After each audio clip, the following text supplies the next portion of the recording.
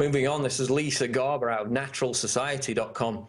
Chinese pharma companies accused of selling pills made from dead babies. A South Korean SBS TV documentary accused Chinese pharmaceutical companies of selling, quote, stamina pills that contain ground up dead babies. The report claims that certain hospitals and abortion clinics sell baby corpses to the companies, who then use their bodies to grind up for their stamina pill ingredients. The team ran a DNA test and found that the pills were 99.7% human. They were even able to tell the gender of the baby. Let's go to this clip. South Korea reports seizing thousands of smuggled drug capsules containing an unusual added ingredient, the powdered flesh from dead babies. Some people believe they can cure disease. The Korea Customs Service says they were made in northeastern China from babies whose bodies were chopped into small pieces and dried on stoves before being turned into powder. So basically, the Chinese medical system is handing over the corpses of these stillborn and aborted babies. And of course, the system of forced abortion in China is enforced by, you know, gangs of thugs literally kidnapping women off the streets, driving them to the hospital, forcing to have their babies chemically boiled within the womb and destroyed. So they're getting these aborted babies, because we've had stories in the past about, you know, aborted fetus just thrown in a bucket and shoved in the corner of the room. They've also got what they call dying rooms, which are babies that are left abandoned by the parents. They just chuck them in a room, leave them to dehydrate and starve to death with no care whatsoever. This is the glorious communist system. So they're getting all these babies' corpses, all these fetuses, sending them to pharmaceutical companies who are literally just burning them, grinding them up, putting them in pills, selling them on the foreign market. It's absolutely sick, disgusting. But is it, you know, really any surprise from a country that still kills tigers so they can use the mythical tiger penis in their traditional medicine? I mean, this is not the first we've heard of this kind of thing, but now it's escalated even further, where they're doing it with dead babies. Quote, the Daily Mail says the Chinese officials likely know about the trade and have attempted interrupting it, but ethnic Koreans from China smuggling the capsules to South Korea were thwarting their efforts.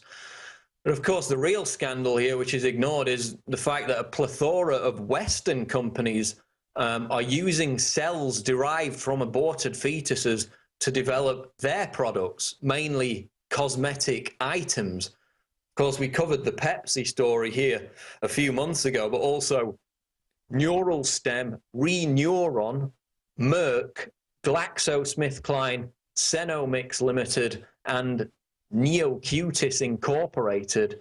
All these companies and more besides use cells from aborted fetuses in their products. So it's not just coming out of China, it's coming out of major pharmaceutical and cosmetic companies here in the West.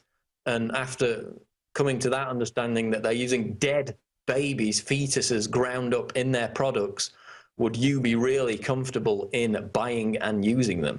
Moving on, CBS Baltimore reports some thought massive power outage in Annapolis marks end of the world. And that's right, we've reached the end of the Mayan calendar and we're all still here.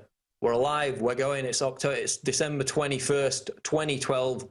Nobody's dead. Planet X didn't come and kill us. There were no massive tsunamis, no massive pole shifts. We're all still here. Everything's fine. As we said all along, it was a massive distraction, and thank God it's finally over. A massive power outage in Annapolis still has many people talking Friday morning. That's because it created a light show across the sky. Some were wondering, is it the end of the world? So basically this transformer malfunctioned. It created a light show in the sky. Power was cut across the region.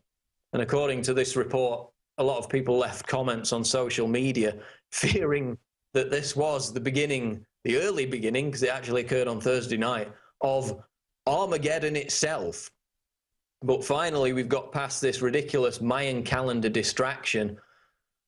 You know, the world hasn't come to an end. There's been no major spiritual shift, no rebirth of humanity, as far as I can tell.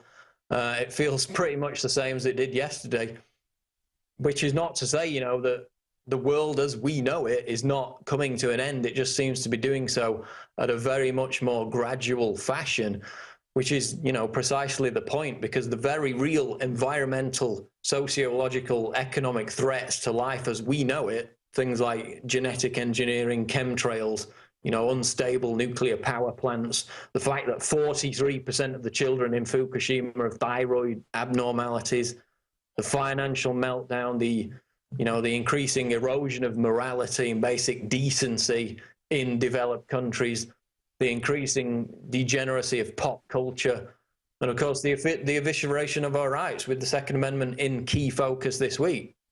So all these things are very real and immediate threats, yet none of them are the subject of salacious, you know, Discovery Channel specials and endless media gossip, because they actually exist. They're real threats that we all face.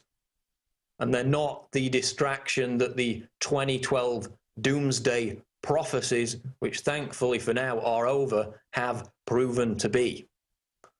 Quote of the day tonight on InfoWars Nightly News comes from William Butler Yeats. He said, quote, "Education is not the filling of a pail, but the lighting of a fire." So a lesson there for all the gun grabbers who are now advocating indoctrination of school kids against gun rights at the educational level. Just want to remind you to subscribe at prisonplanet.tv. Just been redesigned. It's all slick, fresh, and new. The $39.95 price for the Christmas season is in effect. You can get 12 months for the lower price. It supports everything we do, keeps us going, and it's prisonplanet.tv. That's going to wrap it up for the news here tonight on the show. Stay tuned, though. After the break, Aaron Dykes interviews Charlotte Iserbyt, author of Deliberate Dumbing Down of America. Stay tuned. And now, a special Christmas message from the Federal Reserve. This Christmas, the Federal Reserve would like to wish all of our slaves a very merry quantitative easing 4. Our current chair, Ben Bernanke, has perfected the art of giving money to foreign banks for many years, as seen in this rare home movie. Ben is currently giving these banks $85 billion per month. Excellent work, Ben. Once again, this is the Federal Reserve wishing you and yours a very merry quantitative easing 4, and we hope to destroy your economy in the new year.